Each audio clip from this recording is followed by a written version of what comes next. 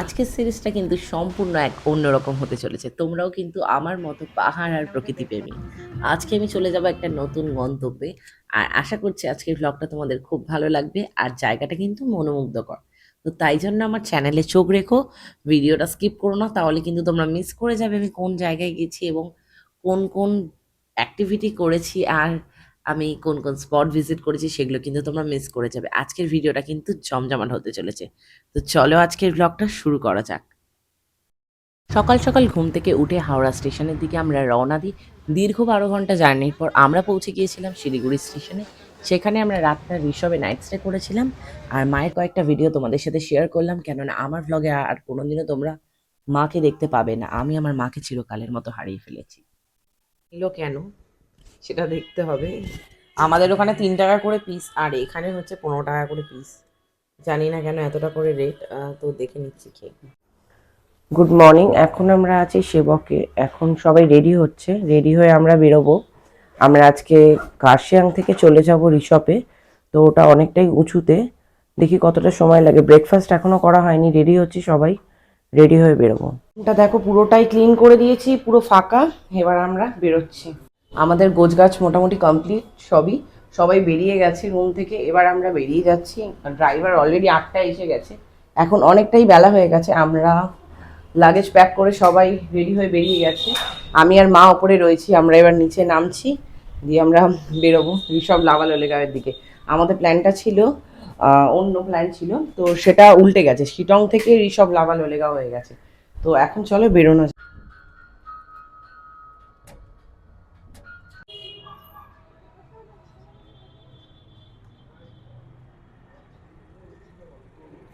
আমাদের গাড়ি চলে এসছে, বুলেরো গাড়ি।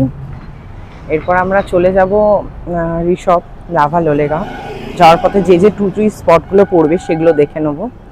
আর অনেকটাই লেট হয়ে গেল, আর বেশি স্পট নেই, সেই কারণে আজকে খুব একটা অসুবিধা হবে না।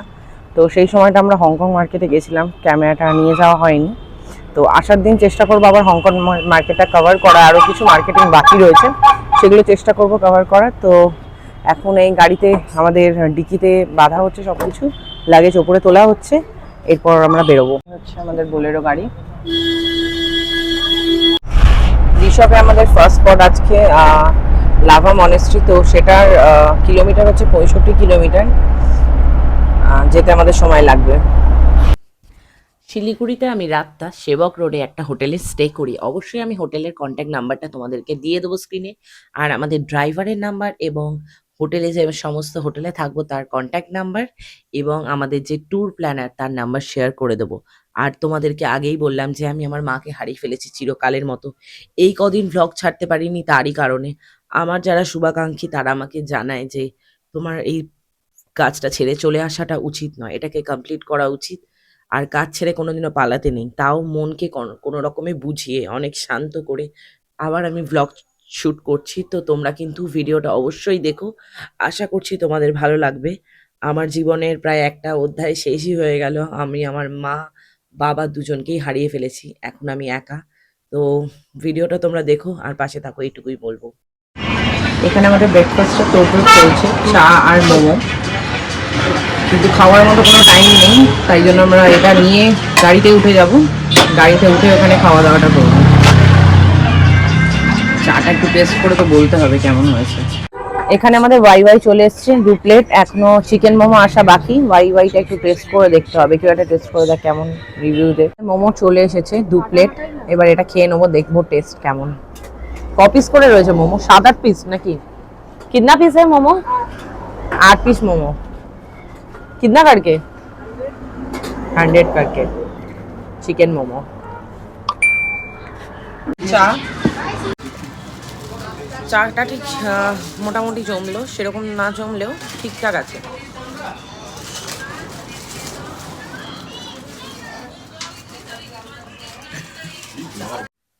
চা খেয়ে ওয়াই ওয়াই খেয়ে এবং তার সাথে মোমো খেয়ে রওনা হয়ে গেলাম আমরা আবার ঋষভের পথে।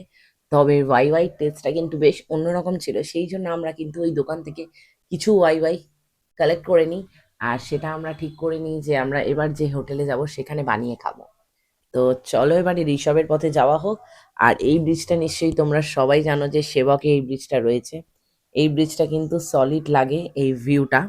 আর নিচ থেকেও কিন্তু ব্রিজটা বেশ সুন্দর লাগে দেখতে। তো তাই জন্য ভিডিও বানিয়ে নিলাম আর তোমাদের সাথে শেয়ার করলাম। আর যেতে যেতে কিন্তু ভিউটা কেমন লাগছে তোমরা কিন্তু সেটাও কিন্তু কমেন্টে জানাতে ভুলো না।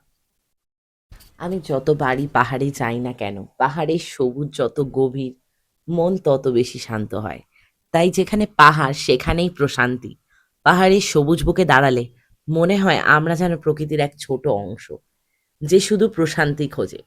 পাহাড়ের সবুজ প্রকৃতির সবচেয়ে সুন্দর সৃষ্টি, যা হৃদয়ের ক্লান্তি দূর করে, আবার চোখের প্রশান্তি এনে দেয়। যদি কখনো মনে হয় যে জীবন থমকে গেছে, চলে যাও সবুজ পাহাড়ের কাছে। সেখানে প্রকৃতি তোমাকে নতুন পথ দেখাবে। পাহাড়ের সবুজ গালিচার মতো প্রশান্তি আর কোথাও নেই, যেখানে দাঁড়ালে মনে হয় জীবনে নতুন করে উপলব্ধি করা যায়। তবে যতবারই আমি পাহাড়ে যাব, আমি প্রথম আমার পাহাড় দেখা আমার মায়ের সাথে। বাবার সাথে পাহাড় দেখার সুযোগ আমি যদিও বা পাইনি, মার সাথেই পেয়েছিলাম। তো মায়ের সাথে আমি প্রথম গিয়েছিলাম দার্জিলিং, এবং তারপর আমি গিয়েছিলাম সিকিম। আর এবারে আমি যেতে চলেছি ঋষভ। তো তোমরা কিন্তু অবশ্যই ব্লগটা দেখো। আর মনে হয়েছিল যে কোথাও একটা গিয়ে যে আমার জীবনটা শেষ হয়ে গেছে। তো সকলের একটা আশ্বাস আর সকলের ভরসা থেকে আমি উঠে দাঁড়ানোর চেষ্টা করছি। জানি না কবে এইটা জায়গা আমি সাকসেস পাবো। তবু আমি চেষ্টা করে যাচ্ছি। তোমরা আমার পাশে থেকো। আমি এই দুর্দিনে অন্তত আশা করব তোমরা আমার পাশে থাকবে। তো যতই হোক আমি চেষ্টা করে যাচ্ছি। আর আমাদের গাড়ি এগিয়ে চলছে গন্তব্যের দিকে। জানি না আমি কখন গন্তব্যে পৌঁছতে পারবো আমার জীবনের। তো গাড়ি তো এগিয়ে চলেইছে। আর দেখা যাক রাস্তার প্রকৃতিটা কতটা সুন্দর, কতটা মনোমুগ্ধকর। আর কখন আমি পৌঁছচ্ছি এসবে তার ডিটেলসও কিন্তু তোমাদেরকে দিতে চলেছি। আর কোন কোন জায়গায় যাচ্ছি সমস্ত কিছু ডিটেলস থাকবে। তো যাই হোক, প্রচুর কথা বলে ফেললাম। ব্লগটা তোমরা এনজয় করতে থাকো। জীবনে অনেক আনন্দ করেছি, অনেক স্পট ঘুরেছি, মায়ের সাথে ৪ বার পাহাড় গেছি। আর এবছর কেন জানি না মনে হচ্ছিল যে এবছর পুরোটাই আমরা ঘুরবো। যে কটা দিন পাবো ছুটির সে কটা দিন ঘুরবো। কেন জানি না মন বোধহয় কোথাও একটা আড়ালে জানান দিচ্ছিল যে মা আর আমাদের সাথে বেশি দিন নেই, মা আর থাকবে না। যাই হোক, মা এই জায়গাগুলো ঘুরতে পারলো, কিন্তু আর মাকে পাশে পেলাম না আমাদের সাথে। মাকে হারিয়ে ফেললাম। আমাদের জীবনটা হলো একটা ট্রেন জার্নির মতো। তুমি হচ্ছ ট্রেন আর তোমার পরিবার পরিজন হচ্ছে প্যাসেঞ্জার। তারা কিন্তু যথাসময় ট্রেনে উঠবে, আবার যথাসময় ট্রেন থেকে ঠিক নেমে ব্যাক যাবে। ক্যামেরা আপনাদেরকে জায়গাটা ঘুরিয়ে দেখাচ্ছি। এই হচ্ছে এখানকার ভিউ। শীতের সময় এসছি, অসাম লাগছে, জাস্ট কোনো কথা হবে না। আর এখানে পাহাড়ের সামনে ভিউটা কত সুন্দর আসছে। ভালো করে, ঠিক আছে। এখন আমরা একটা স্পটে দাঁড়িয়েছি, যে স্পটটার নাম হচ্ছে আই লাভ অ্যাম্বিয়ক লেখা রয়েছে। তো এটা পিছনে, এখানে আমরা ফটো তুলে নিলাম। এরপর আমরা চলে যাব পরবর্তী স্পট, কেননা অনেকটাই বেলা হয়ে যাবে সেই কারণে। তো পরের স্পটটা কভার করতে পারবো না।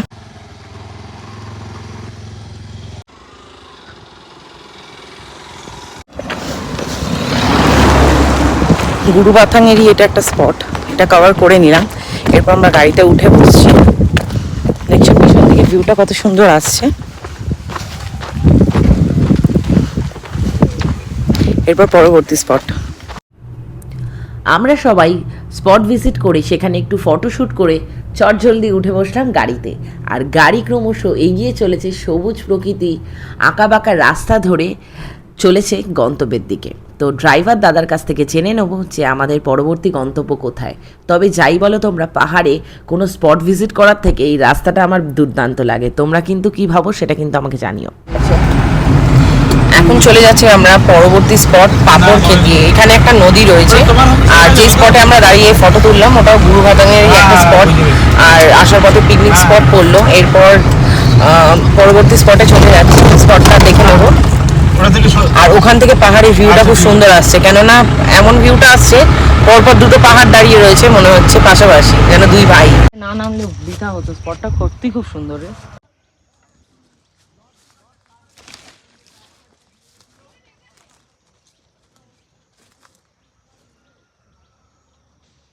গরুবাথানের রাস্তা দিয়ে যেতে যেতে আমরা দেখলাম যে রাস্তার ধারেই একটা টি গার্ডেন পড়েছে। আর অদ্ভুত সুন্দর লাগছে টি গার্ডেনটা। পাশেই পাহাড় আর সূর্যাস্ত হচ্ছে। আর টি গার্ডেনটা খুব সুন্দর, একটা সোনালি আলো পড়ছে। তো তাই জন্য নেমে পড়লাম ভিডিও করতে। আমরা খোল খোল আমরা পাপড়খেতি ভিউ পয়েন্টে রয়েছি, আর ওপরে একটা শিব মন্দির রয়েছে, খুব সুন্দর। শিব মন্দিরটা দেখতে যাচ্ছি এখন।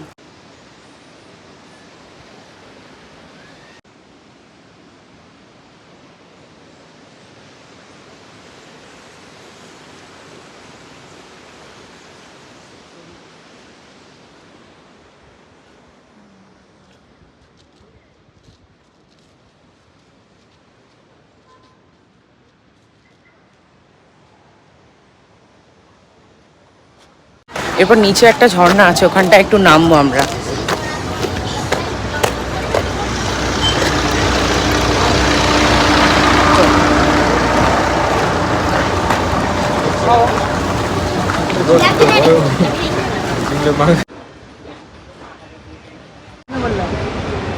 এখানে রয়েছে বজরংবলী।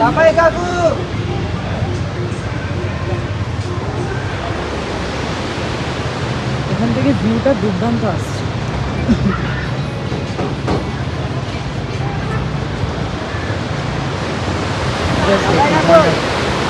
জয় শ্রীরাম।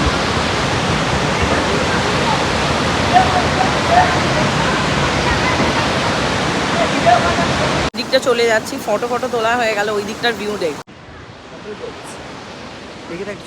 চ চ।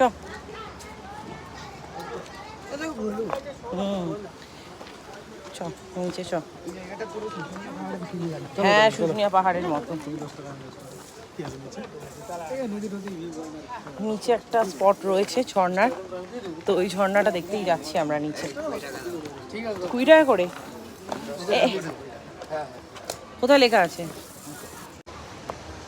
এখানে যে ঝর্ণার জলটা আসছে, ভিউটা দেখাচ্ছে আপনাদেরকে। নিচে নামছি আস্তে আস্তে, রাস্তাটা খাড়াই।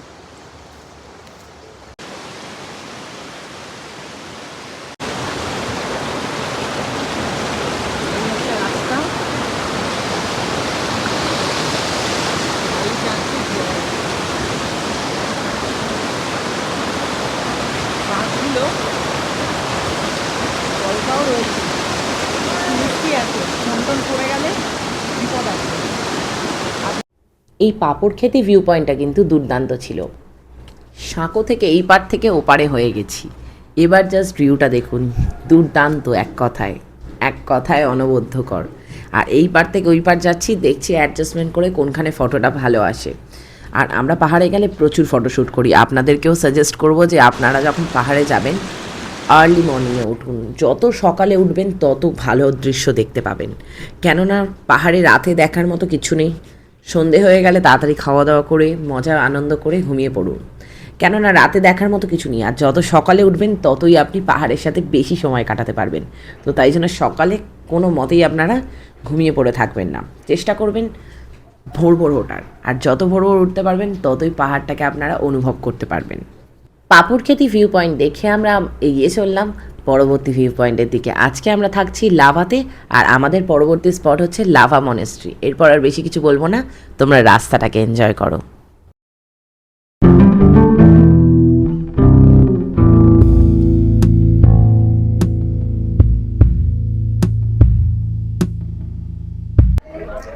আমরা এখন চলে এসেছি লাভা মনেস্ট্রি। এই পয়েন্টটা দেখবো ভিজিট করতে। মাঝখানে রাস্তায় একটু শরীরটা অসুস্থ হয়ে গেছিলাম, কেননা খাবারটা হজম হয়নি, আর এত টার্ন ওভার, সেই কারণে শরীরটা একটু খারাপ হয়ে গেছিলো। তো দেখে নেবো এবার লাভা মনেস্ট্রি, ওই দিকে যাচ্ছি।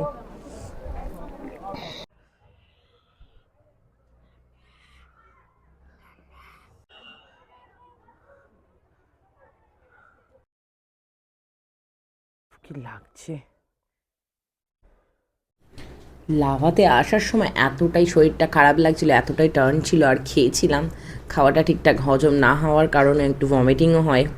আর ভীষণ পরিমাণে ক্লান্ত হয়ে গেছি, ঘুম পাচ্ছে, একটু হাঁপাচ্ছিও বলতে পারেন। আর প্রচণ্ড পরিমাণে এখানে ঠান্ডা, আর ভিতরটা কি অন্ধকার ঘুটঘুটে। আর ভিউটা কিন্তু এখান থেকে বেশ দুর্দান্ত আসছে পাহাড়ে। ঠিক সূর্যাস্ত যাওয়ার টাইমে ঠিক যেরকম ভিউটা লাগে ঠিক সেই রকমই লাগছে। দীর্ঘক্ষণ গাড়িতে জার্নি করার পর আমরা পৌঁছে গেলাম আমাদের পরবর্তী অর্থাৎ আজকের লাস্ট স্পট লাভা মনেস্ট্রি। আজকে আমরা লাভাতেই থাকবো। আর দেখলাম যে এদিক ওদিক ছোট্ট লামারা ঘোরাফেরা করছে। আমাদের ওখানে যেরকম পুরোহিত বলা হয়, পণ্ডিত বলা হয়ে থাকে, ওদের এখানকার পণ্ডিতদেরকে বলা হয়ে থাকে লামা। তো তারপর আমরা সেখানে বাইরে জুতো খুলে ভিতরে মন্দিরের ভিতরে প্রবেশ করলাম, আর তোমাদেরকেও তার ভিউটা আমি দেখাচ্ছি। তোমরা বলো যে লাভা মনেস্ট্রিটা কেমন লাগলো তোমাদের। আর লাভাটা কিন্তু অনেকটা উপরে, পুরো পাইন ফরেস্ট দিয়ে যেতে হয়, বেশ একটু হরর ফিলিংসও আসছিল যেহেতু অনেকটা রাত হয়ে গেছে। তো তোমরা আমাকে জানিও যে তোমাদের এই লাভা মনেস্ট্রিটা কেমন লাগলো। আর আমার ভিডিওটা ভালো লাগলে কিন্তু like, comment, share and subscribe করতে ভুলো না। যারা চ্যানেলে নতুন আছো তারা কিন্তু অবশ্যই চ্যানেলটাকে সাবস্ক্রাইব করে দিও। তো যাই হোক, এবার মন্দিরের ভিতরে প্রবেশ করছি।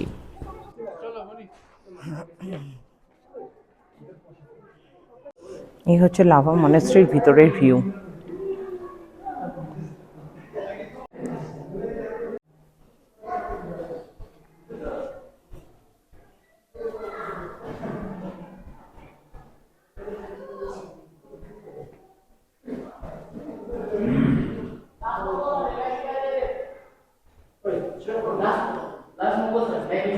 মন্দিরের ভিতরটা দেখে নিলাম এবং বুদ্ধদেবকে প্রণাম করে বেরিয়ে এলাম বাইরে। অনেক টি স্টল, অনেক কিছু বসেছে সেটা দেখতে। তবে যাই বলো না কেন, ঠান্ডাটা কিন্তু মারাত্মক জমজমাটি রয়েছে, ভীষণ পরিমাণে ঠান্ডা রয়েছে।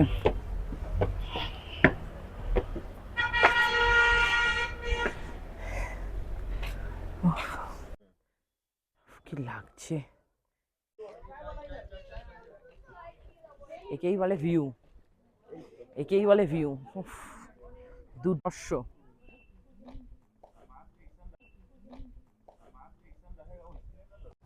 রাস্তায় যেতে যেতে দেখলাম যে আই লাভ ঋষভ লেখা, তাই জন্য আমি একটু ভিডিও করে নিলাম। আর ড্রাইভার দাদা বলল যে কালকে ঘুরতে যাওয়ার পথে কিন্তু এই জায়গায় আমাকে আবার নিয়ে আসবে। আমরা চলে এসেছি অবশেষে রুমে। এখন রুমের ভিউটা দেখাচ্ছি, ওপরে উঠে গেছি, নিচ থেকে রুমটা দেখাবো। আর ঠান্ডা প্রচন্ড পরিমাণে, এখানে ঠান্ডা নিয়ে কোনো কথা হবে না, ভীষণ পরিমাণে ঠান্ডা। ভিতরে রুমটা দেখাচ্ছি, খুব সুন্দর একটা ভিউ। আর সকালে তো দুর্দান্ত এখান থেকে একটা ভিউ আসবে, আমি সেই ভিউটাও তো আপনাদেরকে দেখাবো। তুলে নি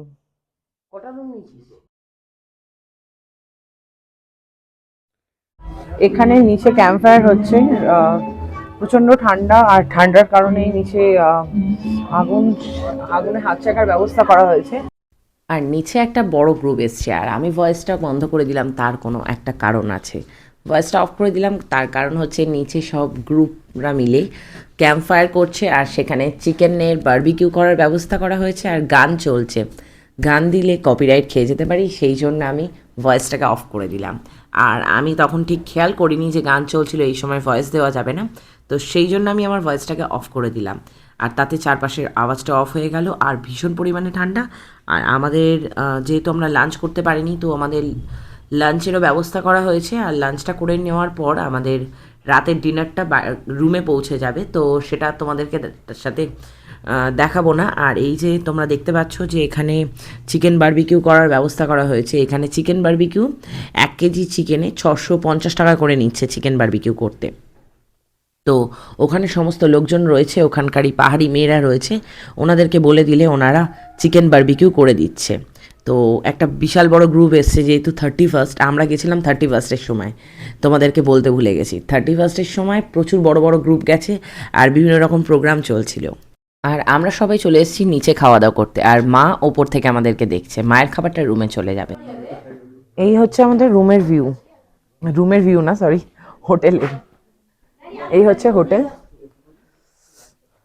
জল কোথায় রে, হাত ধোয়ার। এরপর টেবিলে বসা মাত্রই আমাদের খাবার সার্ভ করে দেওয়া হলো। এই হচ্ছে রুম, রুমের লাইটটা জ্বালা নেই, আমি লাইটটা অন করি দেন দেখাচ্ছি। এই হচ্ছে রুম, এখানে সিঙ্গেল একজন কেউ শুতে পারবে, তবু যা ঠান্ডা আছে দুজন আরামসে হয়ে যাবে, আর এখানে 3জন অনায়াসে হয়ে যাবে। এই হচ্ছে রুমের ভিউ। আর এখান থেকে যে একটা সকালবেলা যে একটা পাহাড়ের ভিউ পাবো, সেটা দুর্দান্ত, অনবদ্যকর। রুমটা আজকের দিনে খুব ভালো। আমি রুমের কন্ট্যাক্ট নাম্বার অবশ্যই আপনাদের সাথে শেয়ার করে দেবো। আর এটা হচ্ছে কি রোজ রুম বোধহয় এই হোটেলটার নাম। আর এটা হচ্ছে ওয়াশরুম। ওয়াশরুমটা একদম নিট অ্যান্ড ক্লিন, কোনো রকম নোংরা নেই। আর এই হচ্ছে মিরর, আর এই হচ্ছে সিঙ্ক। আর এখানে ওয়েস্টার্ন স্টাইলের আছে, গিজারও রয়েছে, এখানে গিজারও রয়েছে। আর এদিকেও একটা মিরর রয়েছে। আমার ভিডিও আর বেশি বাকি নেই, আমি খুব তাড়াতাড়ি তোমাদের সাথে আবার মিট করছি নিউ ভ্লগে নেক্সট মর্নিংয়ে। ততক্ষণ তোমরা ভালো থাকো এবং সঙ্গে থাকো। আর ভিডিওটা যদি ভালো লাগে like comment share and subscribe করতে ভুলো না। এভাবেই তোমরা পাশে থাকো। তো চলো আজকের মতো ভিডিও এখানেই শেষ করছি। টাটা।